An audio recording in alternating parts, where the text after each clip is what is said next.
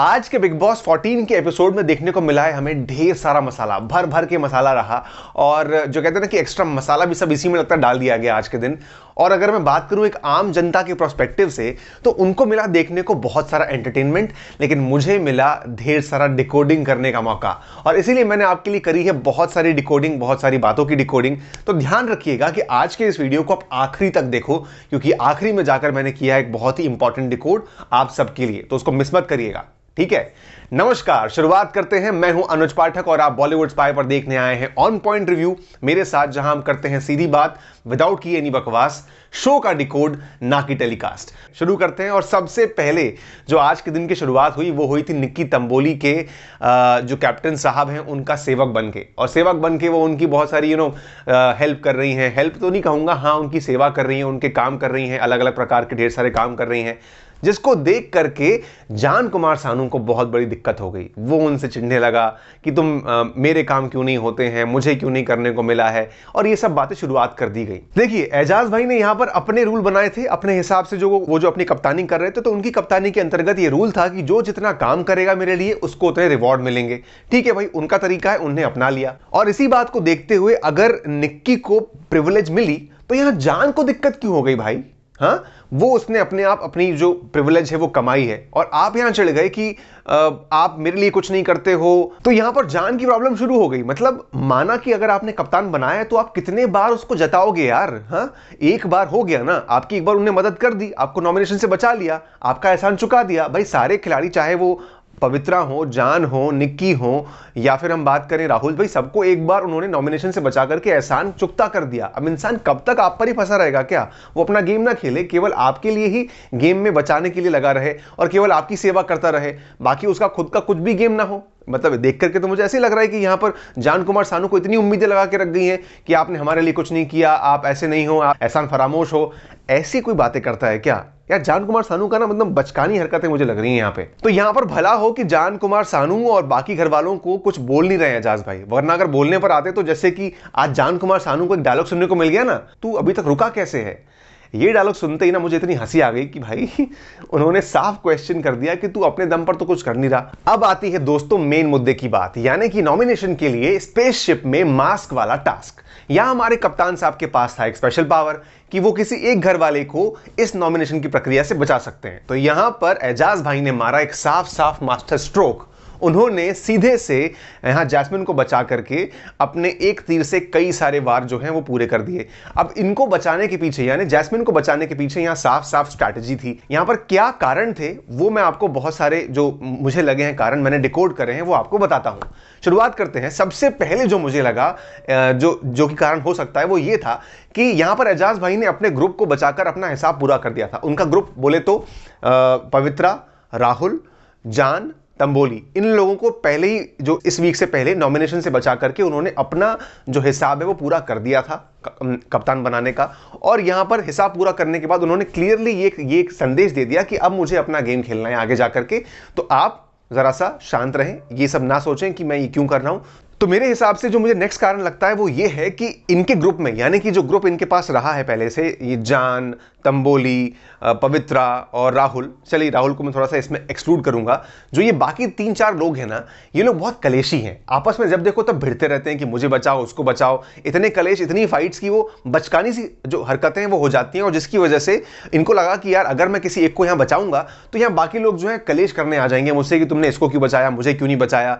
और इन सब चक्करों से बचने के लिए उन्होंने खेल दिया एक out of the box stroke कि मैं जाता हूं और जाके बाहर से दूसरे प्लेयर को बचा करके अपना काम क्लियर कर देता हूं, ताकि इनके बीच का झंझट ही ना रहे। जैसा कि हम जानते हैं कि जो एक और नेक्स्ट जो रीजन है वहां पर मैं आपको बताना चाहूंगा कि जो एजाज हैं उनको पहले से लगता था, जो उन्होंने शार्दुल से बात कही थी कि उन्हें जैस्मिन और रुबीना स्ट्रांग लगते हैं, और उनको जैस्मिन को अंदर भेजने का यानी रेड जोन में भेजने का अफसोस था, और वो जैस्मिन को स्ट्रांग भी मानते हैं। तो यहां उन्होंने जैस्मिन को बचा करके अपना एक वो जो कहते हैं ना कि मन का एक प्रायश्चित है वो भी कर लिया, और अपने तरफ से वो जैस्मिन की गुड बुक्स में भी आ गए कि भाई तुमको बचा करके मुझको तुमसे पंगा नहीं लेना है। तो यहां उन्होंने क्लियर कर दिया अपने इस मूव से। अगला जो मुझे बहुत इंपॉर्टेंट जो रीजन है मुझे लगता है वो ये हो सकता है कि यहां पर एजाज भाई को जैस्मिन को अपने फेवर में करना था। उनको रुबीना की जो टीम है ना, वो कहीं ना कहीं तोड़नी थी, उनको कमजोर करना था, क्योंकि यहां पर उन्होंने जैस्मिन को बचा करके अब जैस्मिन को एक बोझ के तले दबा दिया है कि तुम्हें आगे जाकर के अगर मेरे को कहीं जरूरत पड़ेगी तो तुमको आना पड़ेगा। और इस बोझ में जो है वो जैस्मिन दब चुकी हैं। तो हो सकता है कि आगे जाकर के वो अपने फेवर में करने के लिए, अपने टीम में लाने के लिए, अपने काम में लाने के लिए उन्होंने जैस्मिन को बचा करके एक स्ट्रॉन्ग कंटेंडर अपने तरफ कर लिया है। अब देखिए भाई, ये ना गेम है, और इंसान अगर बिग बॉस में गेम नहीं करेगा तो कहां करेगा? अगर आप नहीं करोगे तो और कोई गेम कर जाएगा और आप खाली बैठे बैठे देखते रह जाओगे। ये बात जो है वो एजाज भाई को समझ में आ गई है और इसीलिए उन्होंने अपने तरीके से गेम को खेलना और बहुत ही शातिर चाल चल दी है। दोस्तों, वहीं पर मैं यहां पर एक और जो रीजन है वो ऐड ऑन करना चाहूंगा कि मुझे ऐसा लगता है कि एजाज भाई को लगा होगा कि जो उनका ग्रुप है वो बहुत ही एक्सपेक्टेशन रखता है हर बात को लेकर के, कि तुम मेरे लिए ये करोगे, तुम मेरे लिए वो भी करना, इतना भी करना। तो इन सब एक्सपेक्टेशन को चेंज करने के लिए, सारा सिनेरियो चेंज करने के लिए, सारा लोगों का ना माइंड में एक स्ट्रांग मैसेज देने के लिए उन्होंने ये कदम उठा दिया। और उन्होंने, उनके इस कदम से जो है वो अच्छा खासा भूचाल भी आ गया। सबके बीच में जो है एकदम से बातें उड़ गई कि यहाँ एजाज ने ये क्या कर दिया, उसको हमारा काम लाना चाहिए था, उसको हमारी मदद करनी चाहिए थी। और ये करके उन्होंने बहुत ही स्ट्रांग मैसेज पास ऑन कर दिया कि देखिए, एक्सपेक्टेशन मत रखिए, मैंने आपका काम कर दिया है, तो अब अपना गेम खेलिए, अपने आप को बचाइए और स्ट्रांगली गेम में खड़े हो जाइए। तो यहां एजाज ने एक तीर से कितने ही सारे निशाने मार दिए। और एक मिनट यार, ये पवित्रा जी को क्या रोना मचा के रखा है भाई? हाँ, मतलब इनको इस बात से कोई दुख नहीं है कि मुझे नॉमिनेशन से नहीं बचाया गया, बल्कि उनको दुख इस बात का है कि जो एजाज ने हलवा का रीजन दिया वो इसको लेके बैठ गई, अपने जो खाने की बातें लेकर के आ गई कि मैंने उनको ये खिलाया है, वो खिलाया है। प्लीज ग्रो अप यार पवित्रा जी। हाँ, कितने बार उम्मीद रखोगी? आपको एक बार बचा लिया ना, बस अब खुश रहो, अपना गेम खेलो ना। क्या उन्हीं के दम पे बैठे बैठे आप गेम को खेलती रहोगी? एजाज भाई ने पहले ही बोल चुके हैं कि उनको प्यार में नहीं पड़ना है। ऐसे फेवर्स मांगने के चक्कर से बचने के लिए ही उन्होंने प्यार को अवॉइड किया है। तो वो एजाज भाई का गेम है। और पता है दोस्तों, इन सबसे लाख गुना अच्छा खिलाड़ी और बहुत ही शानदार खिलाड़ी है राहुल वैद्या, जो किसी से कोई एक एक्सपेक्टेशन नहीं रखता, अपने गेम पर ध्यान देता है, अपनी काबिलियत के दम पर खेलता है और ऐसी बचकानी हरकतें नहीं करता बाकी लोगों की तरह कि जाकर के उसके पास बैठ रहा है, उनके लिए रो रहा है, उनसे जाके उम्मीद लगा रहा है।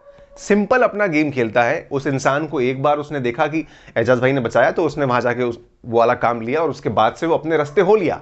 वो पूरे गेम में किसी के पास जाकर के बैठते हुए ये नहीं दिखा कि क्या हो रहा है क्या नहीं। सिंपल जाकर के उसने एक बार जो नैना है उससे बात कर ली कि भाई आपको क्या लगा, एजाज भाई ने ठीक किया, और वहीं पर मुद्दे को क्लियर खत्म कर दिया। ना कि लेके बैठा रहा, रो रहा है कि मुझे क्यों नहीं बचाया, क्या नहीं किया। उसको अपने ऊपर भरोसा है, वो अपने आप को गेम खेल करके आगे आ सकता है, बच सकता है। और इसको कहते हैं असली बिग बॉस का प्लेयर। वो प्लेयर जो कि फालतू के मैटर में नहीं पड़ता, अपने दम पर, अपने पॉइंट्स पर खेलता है और उन पॉइंट पर बचने की हिम्मत रखता है। And that is what called a true player of big boss. दोस्तों, इसके बाद आता है आज के एपिसोड का वो पार्ट जिसने मेरा दिमाग ना एकदम पागल कर दिया। दिमाग मेरा इतना खराब हो गया ना कि मेरा मन कर रहा था कि पता नहीं क्या कर दूं यार मैं। मतलब इस बार के पूरे सीजन में किसी ने लड़कियों को ऐसा लगता है जैसे हिदायत देकर भेजा हो कि तुम लोग जाओ और वुमेन कार्ड जरूर खेलना। मजाक नहीं है वुमेन कार्ड, आप बहुत गंदी हरकत करते हो। यहां पर हमने देखा कि जो टास्क शुरू होता है, जहां पर आते हैं राहुल वैद्या वर्सेस निक्की तंबोली। टास्क की शुरुआत होते ही कुछ देर में निक्की तंबोली उठा करके उस प्रॉप को, उस मास्क को अपने पैंट में छुपा लेती हैं।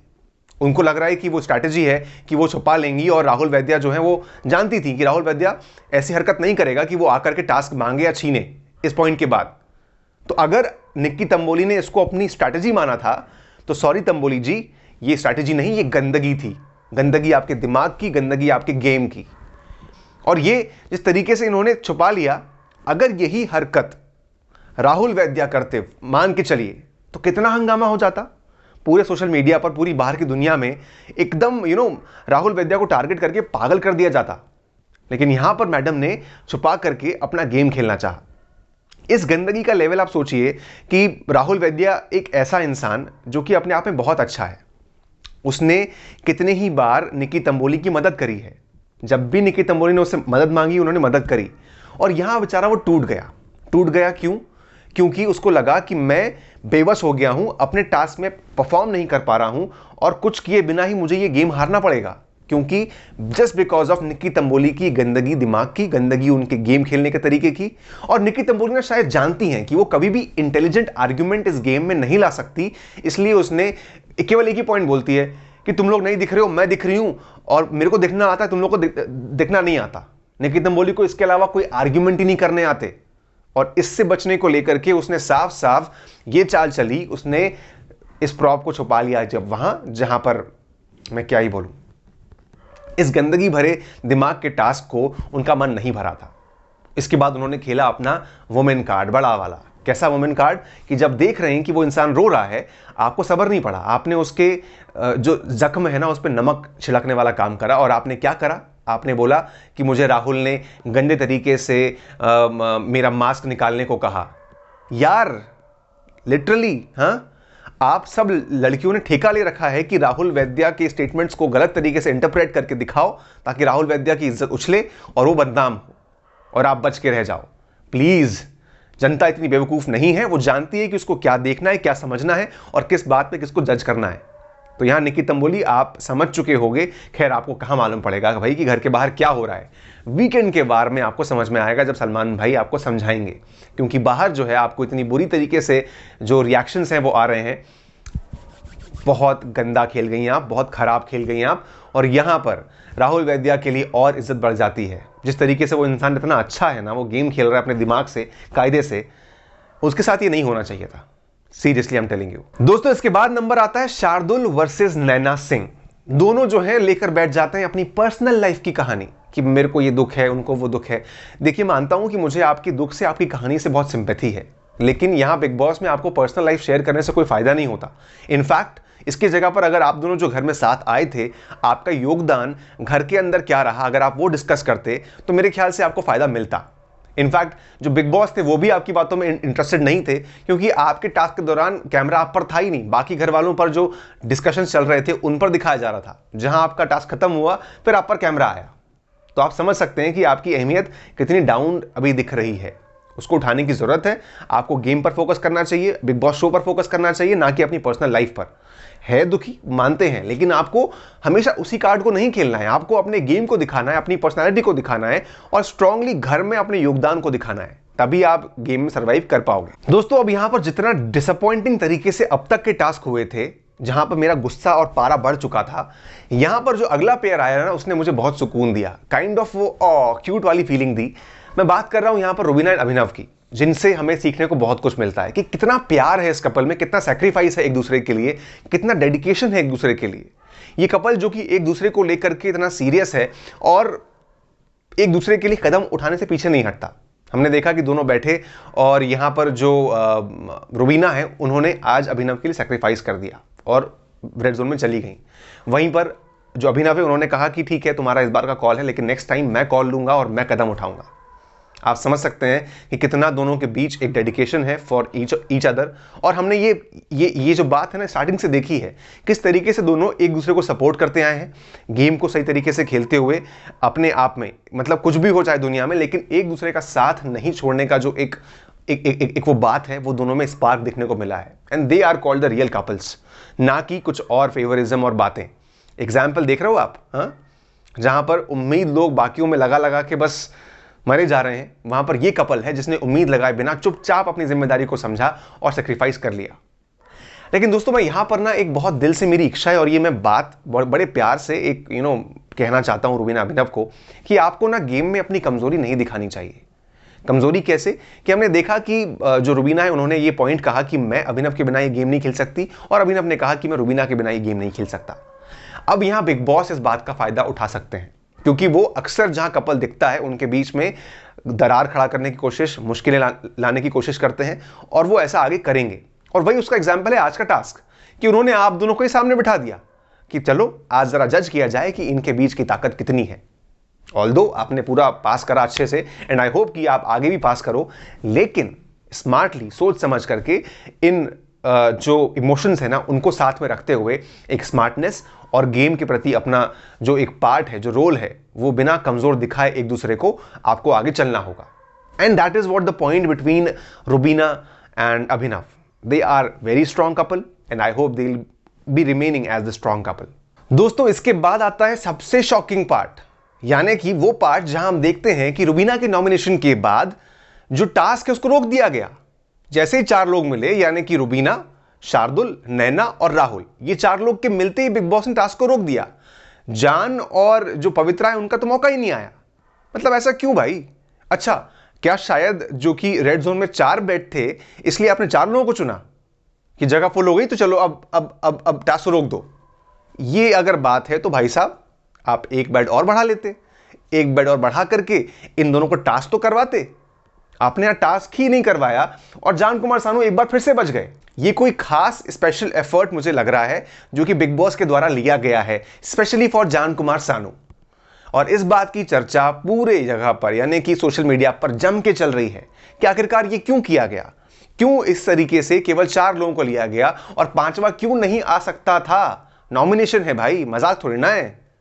क्या आपने अपने अनुसार, चूंकि बिग बॉस के अंदर शायद जो बेड हैं वो 4 हैं इसलिए मैं 4 ही लूंगा? ये मेरा मानना है भाई। रीजन पता नहीं क्या है इसके पीछे, लेकिन कुछ समझ में नहीं आया कि 4 लोगों को करके आपने रोक ही दिया, 2 लोगों को परफॉर्म ही नहीं करवाया। जान की जान एक बार और बच गई। हाँ, ऐसा खिलाड़ी जो पहले वीक से बचता आ रहा है, वो खिलाड़ी जो कि एक स्पेशल काइंड ऑफ किस्मत लिखवा कर आया है।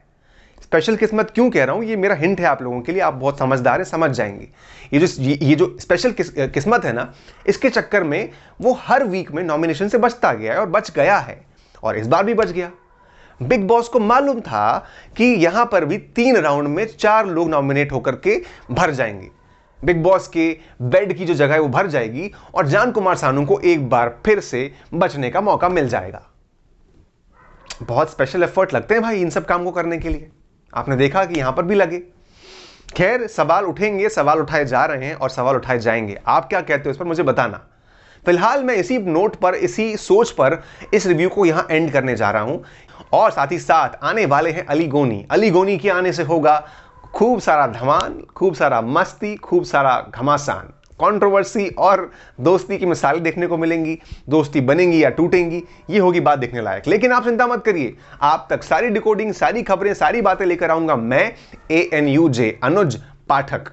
ध्यान रखिएगा अपने इस दोस्त को, क्योंकि मैं आपके बीच इन रिव्यू के साथ सारी बातें लेकर आता हूं। तो बस मेरे रिव्यू के रिव्यू दीजिए और एंजॉय करते रहिए बॉलीवुड स्पाई पर अनुज पाठक के साथ बिग बॉस की पाई पाई का हिसाब। बहुत बहुत शुक्रिया। Stay happy, good night, stay positive from mind and not from corona. Thank you.